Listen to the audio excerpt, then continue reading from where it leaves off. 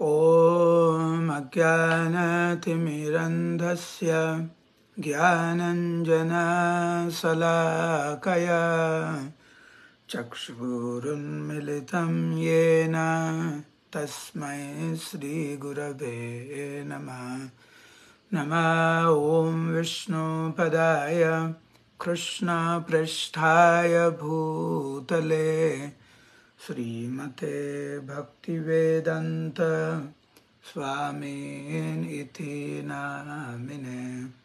नमस्ते सारस्वती देवे गौरवाणी प्रचारिणे निर्विशेष शून्यवादी पाश्चात्यदेशतारिणे। श्रीचैतन्यमनोभीष्टं स्थापितं येन भूतले स्वयं रूपा कदा मह्यं ददाति स्वपदान्तिकं।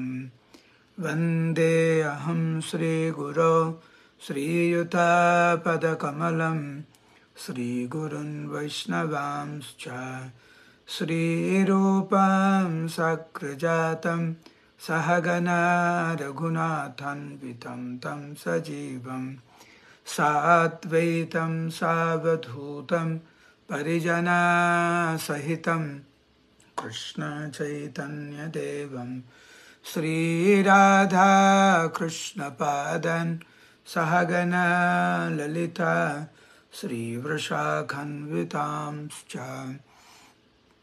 हे कृष्ण करुणा सिंधु दीनबंधु जगत्पते गोपेश गोपिका कांत राधा कांत नमस्तुते। तप्त कांचन गौरंगी राधे वृंदावनेश्वरी वृषभानुसुते देवी प्रणमामि हरिप्रिये। नीलाचलनिवासाय नित्याय परमात्मने बलभद्र सुभद्राभ्यां जगन्नाथाय ते नमः। नमो महावदन्याय कृष्ण प्रेम प्रदायते कृष्णाय कृष्ण चैतन्य नाम्ने गौरत्विषे नमः। वाञ्छाकल्पतरुभ्यश्च कृपा सिन्धुभ्य एव च पतितानं पावनेभ्यो वैष्णवेभ्यो नमो नमः।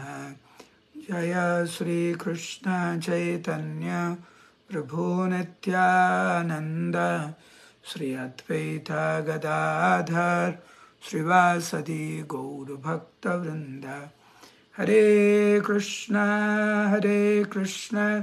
कृष्ण कृष्ण हरे हरे, हरे राम राम राम हरे हरे। मूकं करोति वाचालं पंगुं लंघयते गिरिं यत्कृपातमहं वन्दे श्रीगुरुं दिनतारिणं परमानन्दमाधवं श्रीचैतन्य ईश्वरम्। नमो विष्णुपदाय कृष्णपृष्ठाय भूतले श्रीमते जयपताका स्वामिनिति नामिने। नमः आचार्यपादाय निताय कृपाप्रदायिने गौरकथाधामदाय नगरग्रामधारिणे। हरे कृष्ण। उपस्थित समस्त गौर भक्तबृंদের শ্রী চরণ কমলে আমার সশ্রদ্ধ প্রণাম। আপনাদের কৃপা ভিক্ষা চাইছি কিছু বলার জন্য। আমরা ধারাবাহিকভাবে শ্রীমদ্ ভাগবত থেকে শ্রবণ করে আসছি।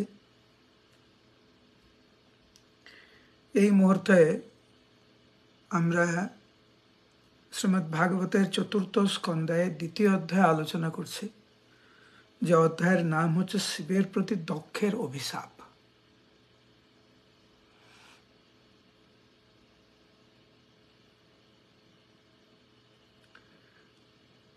আমরা যত বড় সেবা করি না কেন, যেই পদে আমরা থাকি না কেন, এই পৃথিবীর আমরা তো একটা সাধারণ কোনো পদ পেলে একটু প্রশংসা পেলে, অল্প সাফল্য লাভ করলেই আমাদের অহংকার চলে আসে।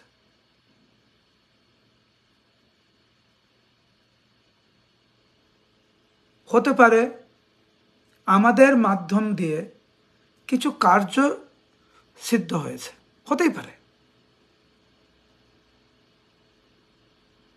হয়তো প্রচারের মাধ্যমে কিছু ভক্ত বেড়েছে, কিন্তু বোকা সে যদি ভাবে নিজের প্রচেষ্টায় সে সবকিছু করে নিয়েছে।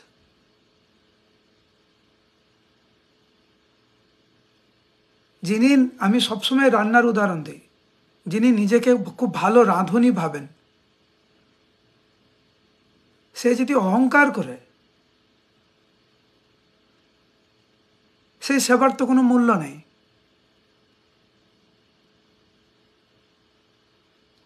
যদি চাষিরা সবজি চাষ না করতো, আপনি সবজি রান্না করতে পারতেন? ভগবান যদি লবণ সৃষ্টি না করতো, আপনি রান্না করতে পারতেন? আপনি কি শাক সবজি সৃষ্টি করেছেন? আপনি হাঁড়ি কড়াই তৈরি করেছেন? আপনি আগুন সৃষ্টি করেছেন?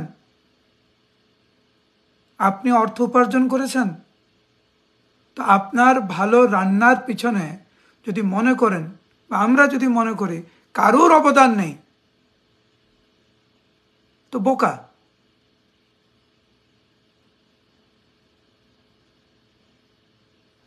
প্রত্যেকটি সাফল্যের পিছনে অনেকের অবদান আছে।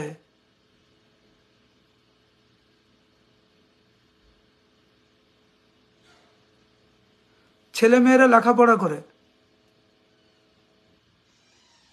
তোমরা এখানে অনেক ছাত্রছাত্রীরা রয়েছে, পরীক্ষায় ভালো রেজাল্ট করেছো, সব কৃতিত্ব তোমার?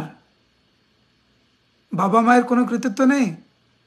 মা যদি তোমাকে রান্না করে না খায় পাঠাতো, তুমি ভালো পড়াশোনা করতে? বাবা যদি তোমার পাশে না থাকতো, তুমি পারতে? যারা ব্যবসা করছেন, মাতাজি যদি আপনাকে দেখাশোনা না করতো, প্রসাদ না দিত, আপনার পাশে না থাকতো, ব্যবসা করতে পারতেন? মাতাজি যিনি ঘরে রান্না করছেন, প্রভু যদি আপনাকে সাহায্য না করতো, আপনি রান্না করতে পারতেন? রান্না করার সামগ্রী তো পেতেন না। এইভাবে যদি আমরা বিবেচনা করি, প্রত্যেকটি সাফল্যের পিছনে কেবলমাত্র আমার অবদান না, আমার অবদান খুব ছোট, দেখবেন অপরের অবদান সবচাইতে বেশি। কিন্তু অহংকারে মত্ত হইয়া নিতাই পদ পাশরিয়া অসত্যের সত্য করি মানি।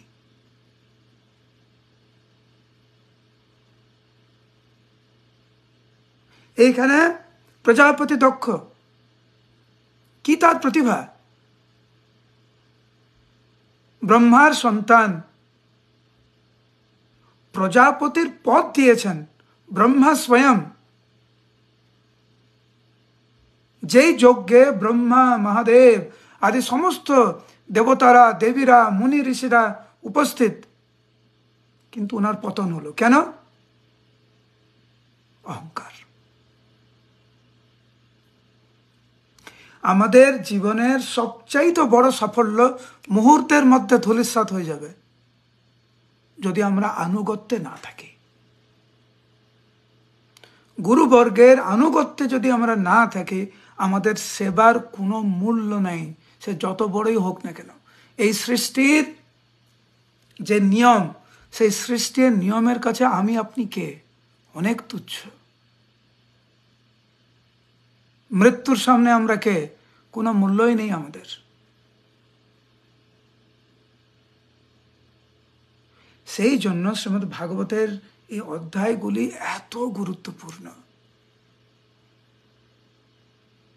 আসতো মা সৎগময়া, তমস মা জ্যোতির্গময়া। এই সমস্ত অধ্যায় তমগুণ থেকে দিব্য জ্ঞানের আলোয় আমাদেরকে নিয়ে আসে। অসৎ পথ পরিত্যাগ করে সৎ পথে আসার অনুপ্রাণিত জায়গায় আমাদের।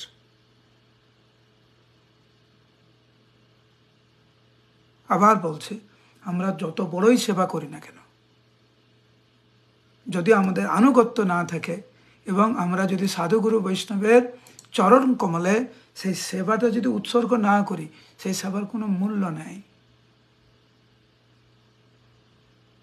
যতক্ষণ আমরা আনুগত্য সেবা করব, সেই সেবার মূল্য আছে। সাধুগুরু বৈষ্ণবের চরণ কমলে আনুগত্য নেই, সেই সেবার মূল্য নেই। হ্যাঁ, কেউ কেউ আপনাকে মালা পরাবে, প্রশংসা করবে, হ্যাঁ, বেশি দিন না।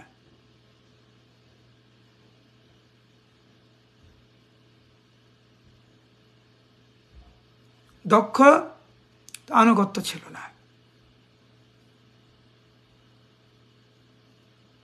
যেহেতু আনুগত্য ছিল না, সে সেবার কোনো মূল্য নাই।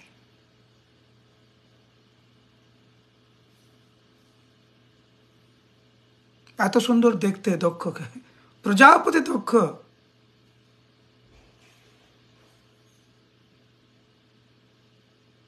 যার মেয়ে হচ্ছে মহাদেবের পত্নী, তার মস্তক ছেদন করে একটি ছাগলের মুখ দেওয়া হয়েছিল। ছাগল, আমরা তো বাংলা ভাষায় গালি দেই, এই ছাগল, এই ছাগল বলে না? তাহলে ব্রহ্মার সন্তান প্রজাপতি দক্ষ, যার জামাই বাবু হচ্ছে দেবাদিদেব মহাদেব, ফলস্বরূপ কি হলো? ছাগলের মুখ। সেই জন্য সেবা করতে হয় আনুগত্যে, অত্যন্ত বিনম্র চিত্তে। আর দেখবেন, যখনই অহংকার আসে, ভগবান এমন পরিস্থিতি আমাদেরকে তৈরি করে আমাদের জীবনে, বাহ্যিকভাবে আমরা স্বীকার না করলেও আমরা অন্তর কিন্তু স্বীকার করি, ভুল করছি আমি, কিন্তু অহংকারটা এত দৃঢ় আমাদের বাইরে প্রকাশ করতে চায় না। মনে মনে আমরা বুঝি এটা ভুল করছি, বাইরে স্বীকার করতে চায় না। এই যে বললাম, অহংকারে মত্ত হইয়া নিতাই পদ পাশরিয়া অসত্যের সত্য করি মানি।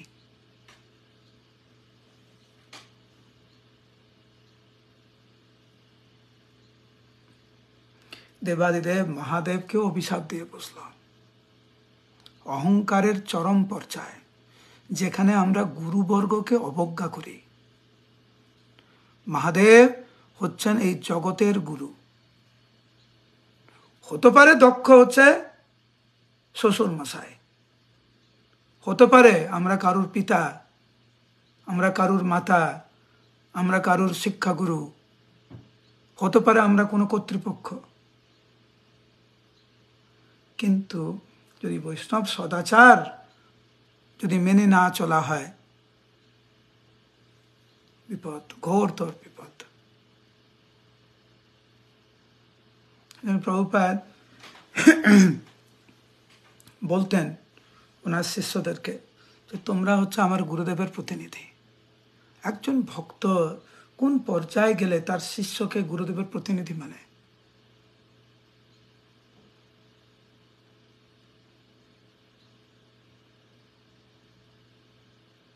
প্রভুপাদ মায়াপুরে ক্রন্দন করেছিলেন ক্লাসের সময় ওনার শিষ্যদের প্রতি কৃতজ্ঞতা প্রকাশ করে, কারণ সেরকম শিষ্য ছিল যারা পূর্ণরূপে প্রভুপাদের আনুগত্যে তারা সেবা করেছেন, কোনো গুরু অবজ্ঞা করেনি।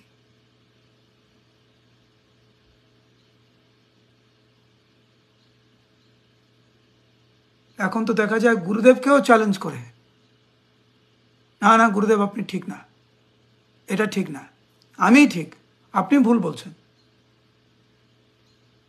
মুখে হয়তো বলছে না, ভুল বলছেন, কিন্তু কার্যের মাধ্যম দিয়ে আমরা প্রকাশ করি যে আমরা গুরুদেবের আদেশকে মানতে রাজি নই।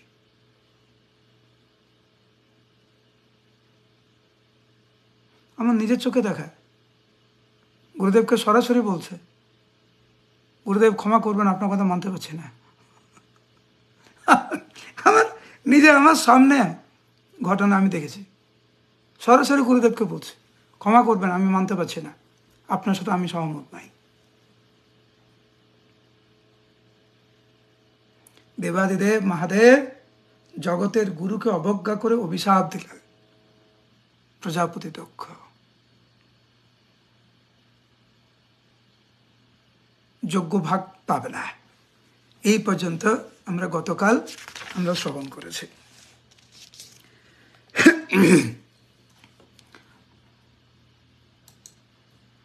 19 নম্বর।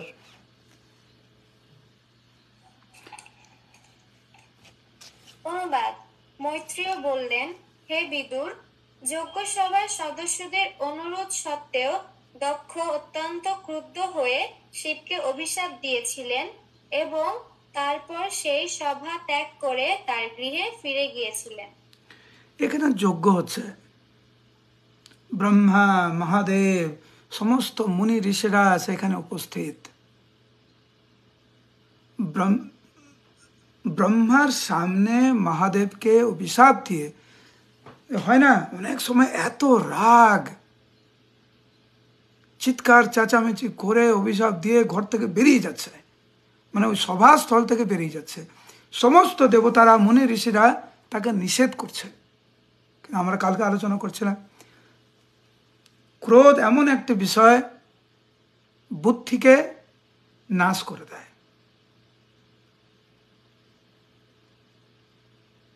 এত ক্রোধ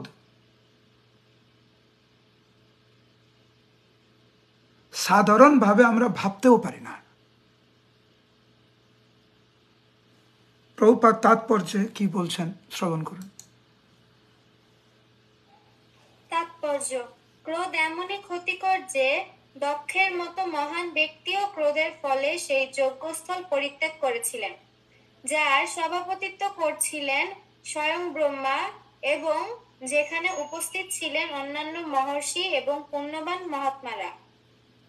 তারা সকলে তাকে অনুরোধ করেছিলেন সেখান থেকে না যেতে, কিন্তু অত্যন্ত ক্রুদ্ধ হয়ে তিনি সেই স্থান পরিত্যাগ করেন। তিনি মনে করেছিলেন যে সেই পবিত্র স্থানটি তার উপযুক্ত নয়। তার উচ্চ পদের গর্বে গর্বিত হয়ে তিনি ভেবেছিলেন যে তার থেকে বড় কেউ নেই। এখানে মনে হয় যে সেই সভার সমস্ত সদস্যরা, এমনকি ব্রহ্মা পর্যন্ত তাকে অনুরোধ করেছিলেন ক্রুদ্ধ না হতে এবং তাদের সঙ্গ ত্যাগ করে চলে না যেতে, কিন্তু সমস্ত অনুরোধ সত্ত্বেও তিনি সেই স্থান পরিত্যাগ করেছিলেন। নিষ্ঠুর ক্রোধের এটি হচ্ছে পরিণাম। ভগবত গীতায় তার উপদেশ দেওয়া হয়েছে যে কেউ যদি আধ্যাত্মিক চেতনায় উন্নতি লাভ করতে চান, তাহলে তাকে 3টি বস্তু পরিত্যাগ করতে হবে: কাম, ক্রোধ এবং রজোগুণ। প্রকৃতপক্ষে আমরা দেখতে পাই যে কাম, ক্রোধ এবং রজোগুণ মানুষকে উন্মাদে পরিণত করে, এমনকি দক্ষের মতন একজন মহান ব্যক্তিকে। তার দক্ষ নামটি ইঙ্গিত করে যে তিনি সব রকম জড়জাগতিক কার্যকলাপে অত্যন্ত পটু ছিলেন, কিন্তু তা সত্ত্বেও শিবের মতো একজন মহাত্মার প্রতি বিদ্বেষ ভাবাপন্ন হওয়ার ফলে তিনি ক্রোধ, কাম এবং রজোগুণ, এই 3টি শত্রুর দ্বারা আক্রান্ত হয়েছিলেন। শ্রী চৈতন্য মহাপ্রভু তাই উপদেশ দিয়েছেন যে কেউ যেন কখনো বৈষ্ণব অপরাধ না করে। তিনি বৈষ্ণব অপরাধকে একটি মত্ত হস্তির সঙ্গে তুলনা করেছেন।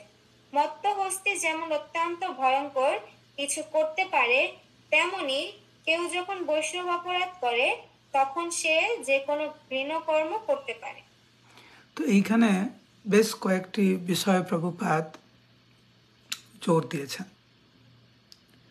এক, আমরা যদি ভুল করেও থাকি, সৎসঙ্গ কখনো ছাড়া উচিত না। অনেক সময় আমরা দেখি যে ভুল করেছি, ঠিক আছে, ভুল করার পরে আরো বড় ভুল হচ্ছে বৈষ্ণব সঙ্গ ত্যাগ করা। যদি আমরা বৈষ্ণব সঙ্গ ত্যাগ করি, আমাদের সংশোধন কে করবে?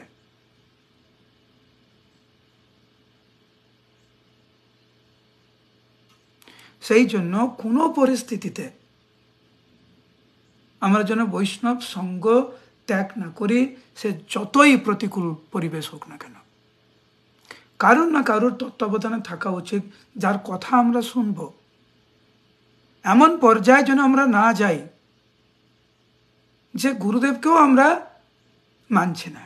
এইখানে এই জগতের গুরু ব্রহ্মা, দক্ষের পিতা, উনার অনুরোধও দক্ষ রাখেনি।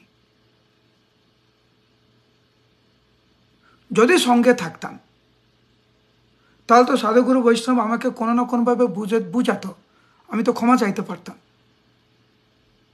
কিন্তু সেই জায়গাটাও যদি আমরা বন্ধ করে দিই, সেই পথও আমরা যদি সংশোধনের পথও যদি বন্ধ করে দিই, তাহলে আমরা কি করে সংশোধিত হব?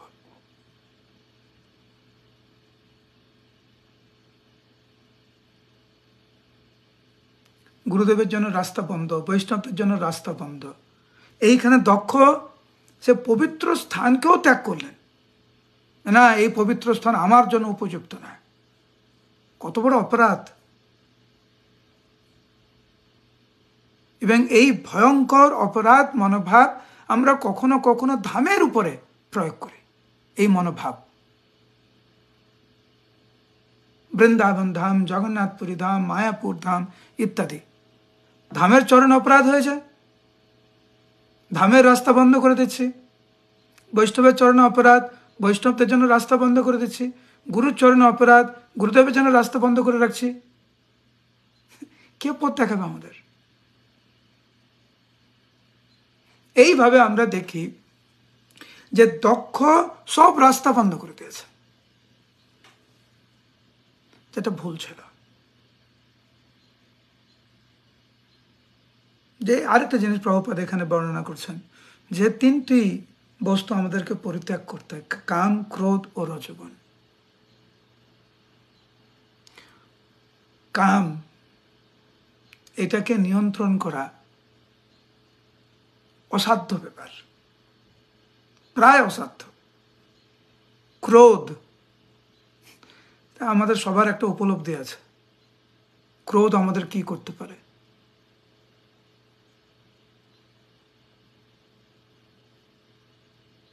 আমাদের সম্পর্ককে শেষ করে ফেলে এই ক্রোধ। আমি জানি না আপনাদের কখনো রাগ হয়েছে কিনা, আপনাদের জীবনে কখনো রাগ করেছেন কিনা। একটা জিনিস লক্ষ্য করবেন, কেউ যখন অনেক ক্রোধ করে, ক্রোধ প্রকাশ করে, সে কখনো কখনো বহিঃপ্রকাশ হয় ক্রোধের, কখনো কখনো বহিঃপ্রকাশ হয় না, ভিতরে জ্বলে পুড়ে মরে। কেউ কেউ সেই ক্রোধ যখন হয় বহিঃপ্রকাশ করে।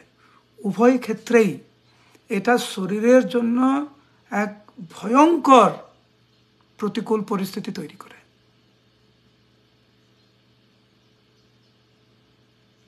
শরীরের জন্য ভালো না। কেউ যখন মন খারাপ করে, আপনাদের হয়তো কখনো মন খারাপ হয় না, বা যাদের যাদের মন খারাপ করে দেখবেন এই মন খারাপটাও শরীরের জন্য খুব খারাপ প্রতিকূল প্রভাব ফেলে।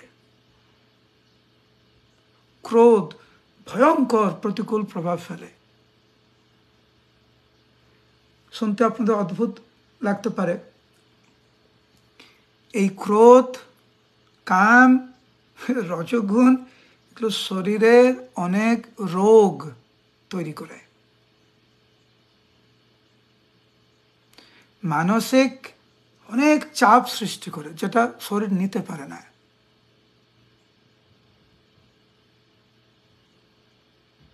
আমি কলকাতায় ছিলাম কয়েকদিন আগে, একটা হসপিটালে গিয়েছিলাম বিশেষ কারণে। তো আমি দেখছি হসপিটালে অনেকগুলো ফ্লোর ছিল, তো বিভিন্ন ফ্লোরে বিভিন্ন তলায় তো বিভিন্ন ছবি আঁকা ছিল, যাতে মানুষ বুঝতে পারে এই সমস্ত থেকে দূরে থাকতে হবে। আর আরেক দিকে ছিল এই সমস্ত জিনিস গ্রহণ করতে হবে। পুরো গীতার কথা।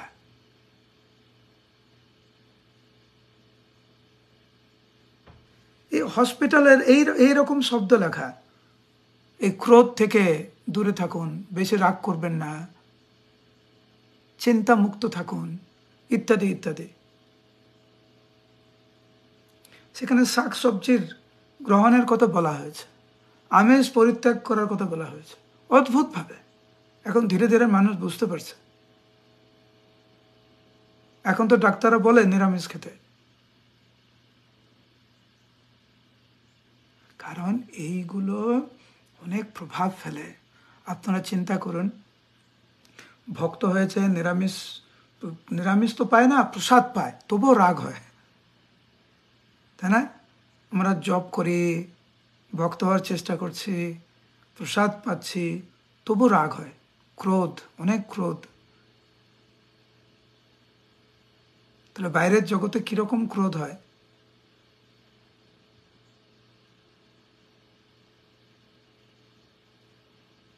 ভক্ত হতে গেলে কাম, ক্রোধ এবং রজগুণ, এত প্যাশনেট, সব কিছুর ব্যাপারে এত প্যাশনেট হওয়া দরকার নেই।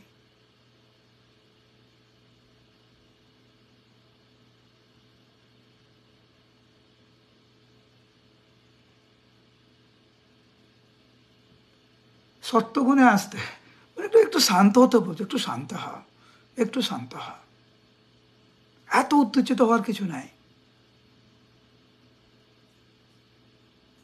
একটু একটু ভেবে দেখবেন, এখন যে পরিস্থিতিতে আপনি আছেন, যেটা আপনার কাছে একটু কষ্টকর লাগছে, আপনার কি মনে হয় এই জীবনে আপনি প্রথম এরকম পরিস্থিতির মধ্যে পড়লেন? না আগেও এরকম পরিস্থিতির মধ্যে আমরা পড়েছি? সেটা চলে গেছে। এখন যে পরিস্থিতির মধ্যে আছেন এটাও চলে যাবে, এটা স্বাভাবিক। কিন্তু এটাও মনে রাখতে হবে, এই সমস্যা চলে গেলে আর একটি সমস্যা আসবে, এটি জগতের নিয়ম। সেই জন্য প্রভুপাদ এখানে বলছেন রজগুণ, এত উত্তেজিত না হতে, একটু শান্ত হতে, কামকে একটু নিয়ন্ত্রণ, ক্রোধকে নিয়ন্ত্রণ করার কথা বলা হয়েছে। শেষে প্রভুপাদ বলছেন যে দক্ষ মানে তিনি জাগতিক কার্যকলাপে অত্যন্ত পটু ছিলেন। আমরা অনেক কিছুর বিষয়ে পটু হতে পারি, তর্ক দিয়ে আপনাকে হারিয়ে দিতে পারি, কিন্তু এই এই সমস্ত প্রতিভা কোনো কাজ করবে না, জীবনের প্রকৃত মঙ্গল নিয়ে আসবে না। জাগতিক কার্যকলাপে অত্যন্ত পটু হলেও সে যদি ভক্ত না হয়, আনুগত্য না থাকে, কি করবে এসব?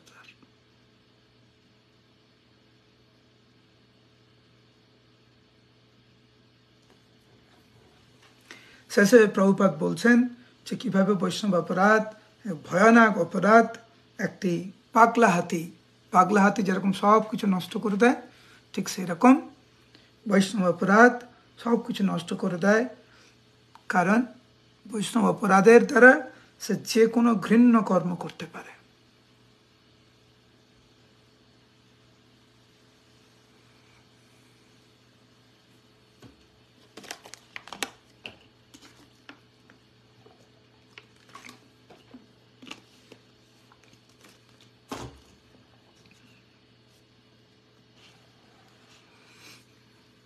তো যখন এইভাবে মহাদেবকে অভিশাপ দিয়ে যখন দক্ষতার প্রাসাদে যখন প্রবেশ করলেন, তখন শিবের মহাদেবের যে পার্শ্বদবৃন্দ, তাদের মধ্যে অন্যতম হচ্ছে নন্দীশ্বর, ভগবানের বাহন। তিনি অত্যন্ত ক্রোধান্বিত হলেন এবং মহাদেবের সামনেই তাদেরকে অভিশাপ দিতে লাগলেন, যারা হচ্ছে এই দক্ষের কার্যকলাপকে সহ্য করেছে।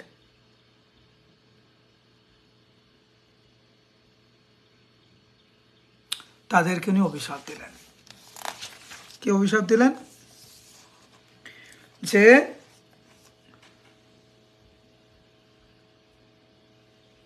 তারা দিব্য জ্ঞান থেকে বঞ্চিত হবে। হতে পারে তারা বড় বড় পদে আছে, হতে পারে তারা ব্রাহ্মণ,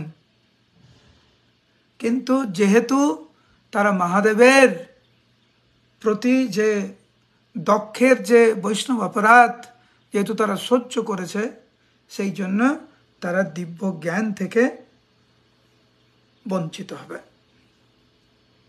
এবং তারা বেদের যে কর্মকাণ্ড তার প্রতি আসক্ত হবে।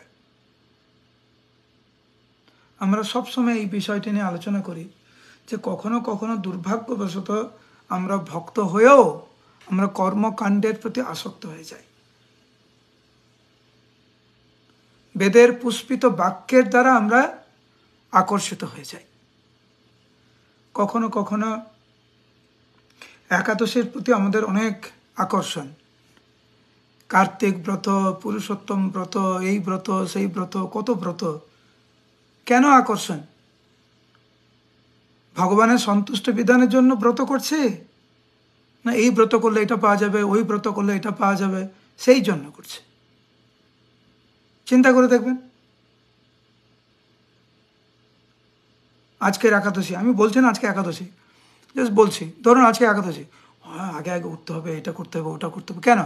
ভগবানের সন্তুষ্ট বিধানের জন্য না অন্য কিছু? এইটাই কিন্তু নন্দীশ্বরের অভিশাপ ছিল। বৈষ্ণব অপরাধকে প্রশ্রয় দিলে আমরা এই বেদের কর্মকাণ্ডের প্রতি আমরা আসক্ত হব।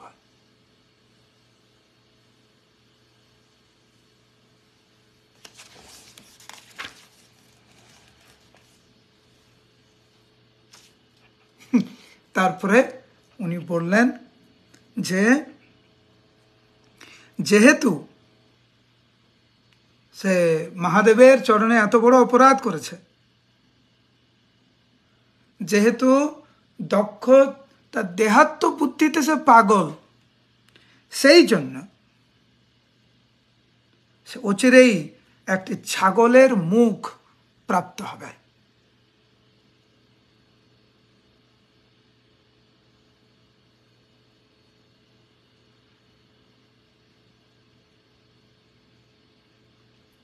এবং তারা জন্ম মৃত্যু, এবং যারা যারা দক্ষের পক্ষে নিয়েছে তারা সবাই বারবার এই জন্ম মৃত্যু জরা ব্যাধির চক্রে বারবার ফিরে আসতে হবে।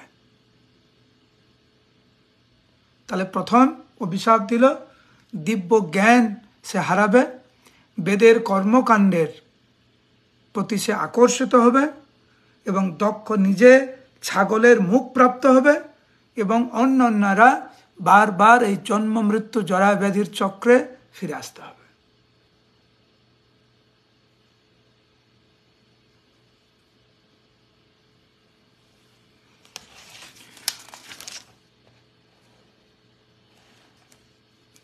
তারপরে এই সমস্ত ব্রাহ্মণেরা কেবল তাদের দেহ ধারণের জন্য শিক্ষকতা, তপশ্চর্যা এবং ব্রত গ্রহণ করে, তাদের ভক্ষ বিচার থাকবে না।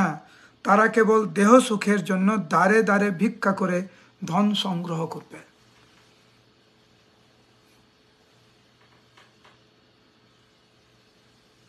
প্রভুপাদ তাৎপর্য বলছেন যে দক্ষকে সমর্থনকারী ব্রাহ্মণদের নন্দীশ্বর যে অভিশাপ দিয়েছিলেন তা এই কলিযুগে সম্পূর্ণরূপে কার্যকরী হয়েছে। অনেক সাবধান থাকতে হয় আমাদের, কারণ আমরা কখনো কখনো দেখি যে নন্দীশ্বর যে অভিশাপগুলো দিয়েছে সেগুলো আমাদের দৈনন্দিন জীবনে এসে গেছে। তার মানে কি? তার মানে হচ্ছে যে যারা বৈষ্ণব অপরাধ করে তাদের পাশে আমরা আছি। বৈষ্ণব অপরাধীদের সমর্থন করা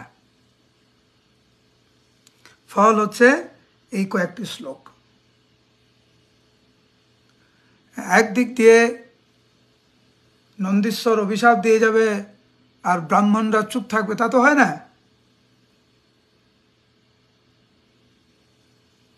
তো এদিকে নন্দীশ্বর যখন অভিশাপ দিয়ে যাচ্ছে তখন ভৃগুমুনি উনি অত্যন্ত ক্রোধান্বিত হয়ে তীব্র ভাষায়, কঠোর ভাষায় উনিও নন্দীশ্বর এবং শিবের যারা অনুগামী তাদেরকে অভিশাপ দিলেন। তো প্রথমে নন্দীশ্বর দক্ষ এবং দক্ষের অনুগামীদের অভিশাপ দিলেন। এখন ভৃগুমণি নন্দীশ্বর এবং মহাদেবের অনুগামীদের অভিশাপ দিচ্ছেন যে প্রথম অভিশাপ এর নাস্তিক হবে।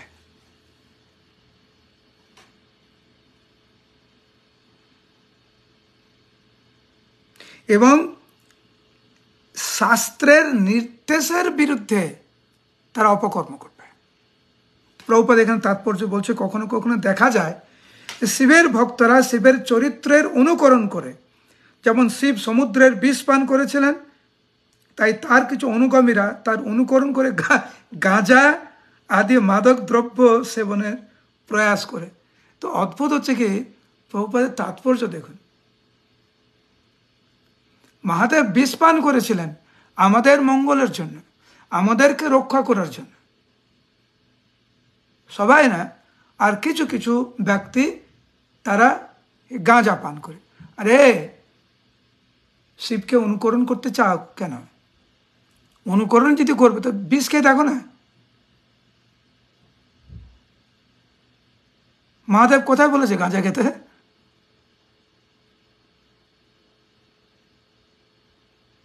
কোথায় কোথায় দেখেছি আমরা? এইটি হচ্ছে অভিশাপ, ভৃগুমনের অভিশাপ, যে দিব্য শাস্ত্র নির্দেশের বিরুদ্ধে আচরণ করবে। তারা অনুসরণ করবে না, কেবলমাত্র অনুকরণ করবে। কিরকম? যে মহাদেব মহাদেব পঞ্চমুখে রাম রাম হরে হরে। মহাদেব শঙ্কর্ষণের ভক্ত, বলরামের ভক্ত, মহাদেব নিতাইয়ের ভক্ত। এই জড়জগৎ থেকে পূর্ণরূপে বিরক্ত, যার গৃহ নেই, কৈলাসে থাকেন, গাছের তলায় থাকেন, জটাধারী, জড়জাগতিক আসক্তি কিচ্ছু নাই, পূর্ণরূপে কৃষ্ণ ভাবনামৃত, কৃষ্ণ অত্যন্ত ঘনিষ্ঠ বন্ধু এবং প্রিয় ভক্ত মহাদেব। এবং কিছু কিছু অনুগামী তারা কেবল জটা, ভস্ম এবং অস্থি ধারণ করে তাকে অনুকরণ করবে। এবং তারা হচ্ছে এই মদ, মাংস, এই প্রকার বস্তু তারা গ্রহণ করবে। মহাদেব উনি তো শুদ্ধ,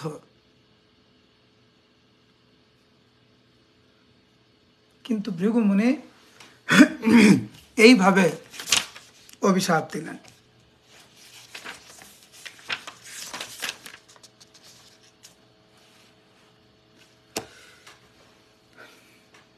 মহাদেবের সামনেই দক্ষ অভিশাপ দিয়েছিলেন, মহাদেবের সামনেই নন্দীশ্বর অভিশাপ দিয়েছিলেন, এবং মহাদেবের সামনেই ভৃগুমুনি অভিশাপ দিয়েছিলেন।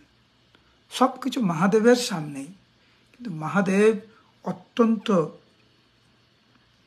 বিষণ্ণ হয়েছিলেন।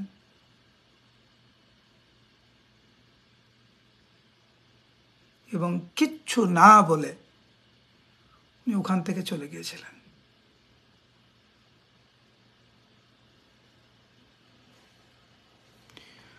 সুদর্শন প্রভু 33 নম্বর শ্লোকের তাৎপর্য পড়ুন। এখানে শিবের অপূর্ব সুন্দর চরিত্র, আস্তে আস্তে আস্তে আস্তে আস্তে আস্তে, ধীরে ধীরে। এখানে শিবের অপূর্ব সুন্দর চরিত্রের বর্ণনা করা হয়েছে।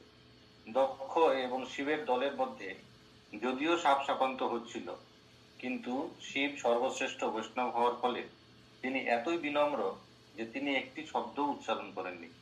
বৈষ্ণব সর্বদাই সহিষ্ণু এবং শিবকে সর্বশ্রেষ্ঠ বৈষ্ণব বলে বিবেচনা করা হয়। তাই এখানে যেভাবে তার চরিত্র চিত্রিত হয়েছে তা অপূর্ব সুন্দর। তিনি বিষণ্ণ হয়েছিলেন, কারণ তিনি জানতেন যে তার অনুচর এবং দক্ষের অনুচরেরা পারমার্থিক জীবনের প্রতি আগ্রহী না হয়ে অনর্থক পরস্পরকে সাপসাপান্ত করছিল।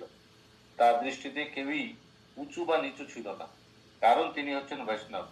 ভগবদ গীতায় 5:18 বলা হয়েছে, পণ্ডিতাহা সমদর্শিনাহা, যিনি পূর্ণ জ্ঞান লাভ করেছেন তিনি কাউকে ছোট অথবা বড় বলে দেখেন না, কারণ তিনি সকলকে চিন্ময় স্তর থেকে দর্শন করেন।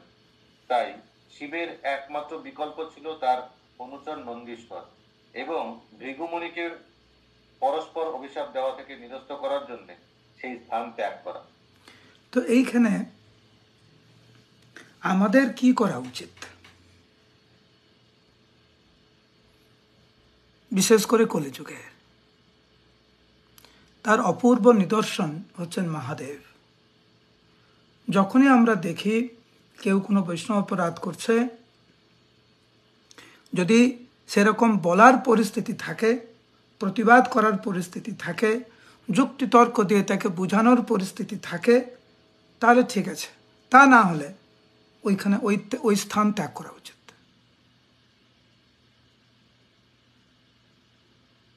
সোজা। সেই জন্য প্রভুপাদ বলেছেন যে যেভাবে তার চরিত্র চিত্রিত হয়েছে তা অপূর্ব সুন্দর।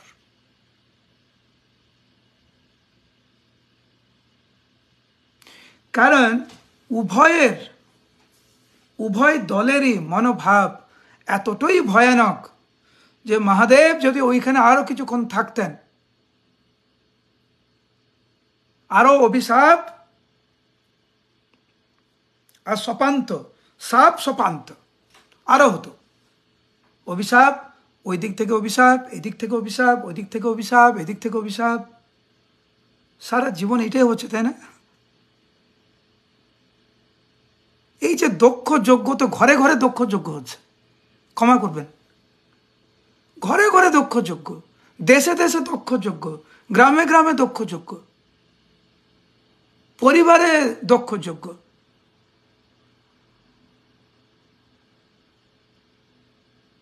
কেন?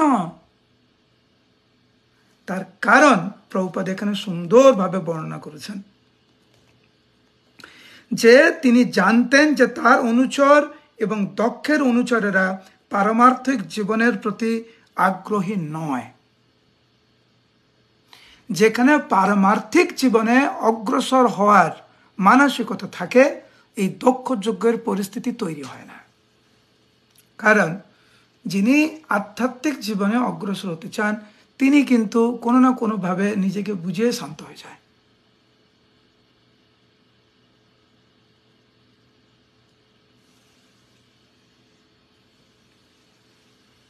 আমি অনেক ভক্তকে দেখেছি, তাদেরকে কেউ কিছু বলতে থাকে, হ্যাঁ চুপচাপ থাকে, কিচ্ছু বলে না, জানে মুখ খুলে কিছু লাভ নেই, মুখ খুললেই দক্ষ যজ্ঞ শুরু।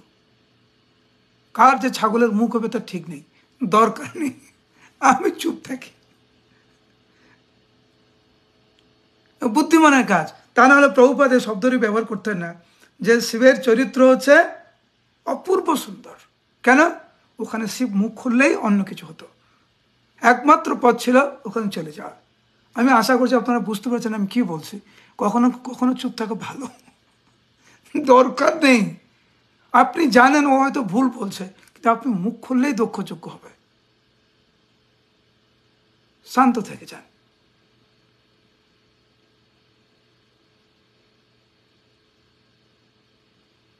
কখনো কখনো মুখ খোলা উচিত, কিন্তু কখন যে মুখ খোলা উচিত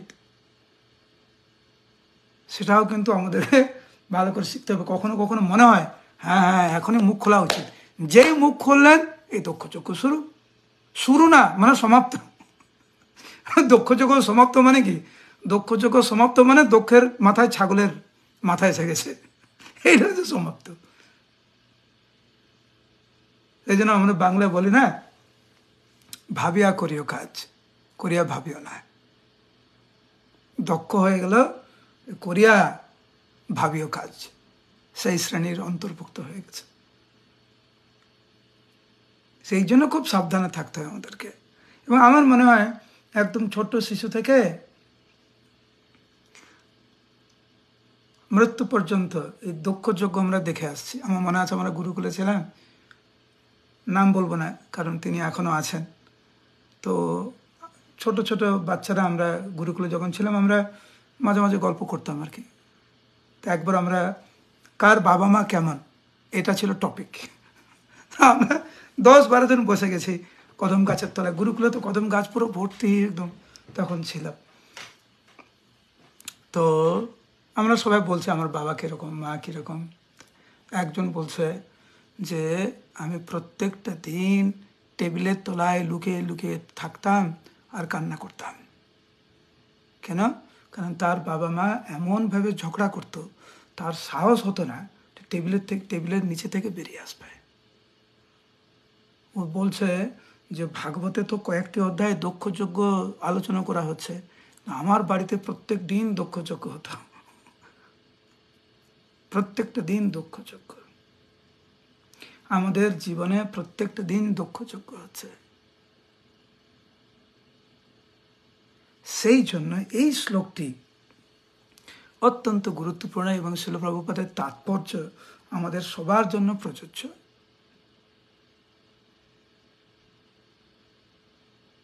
অনেক সাবধান থাকতে হয়, তা নাহলে অনেক অশান্তি, অনেক অশান্তি। একটু নাহলে সহ্য করে নিলেন। সেই জন্য প্রভুপাদ এখানে বলছেন যে কিন্তু শিব সর্বশ্রেষ্ঠ বৈষ্ণব হওয়ার ফলে তিনি এতই বিনম্র ছিলেন যে তিনি একটি শব্দও উচ্চারণ করেননি। বৈষ্ণব সর্বদাই সহিষ্ণু এবং শিবকে সর্বশ্রেষ্ঠ বৈষ্ণব বলে বিবেচনা করা হয়। তাই এখানে যেভাবে তার চরিত্র চিত্রিত হয়েছে তা অপূর্ব সুন্দর। তো আমাদের জীবন যদি সুন্দর করে গড়ে তুলতে চাই, তাহলে বিনম্র, সহিষ্ণু এই দুটি শব্দ অত্যন্ত গুরুত্বপূর্ণ। আমরা জানি যেভাবে বলছি ওইভাবে জীবনে প্রয়োগ করা অনেক কঠিন।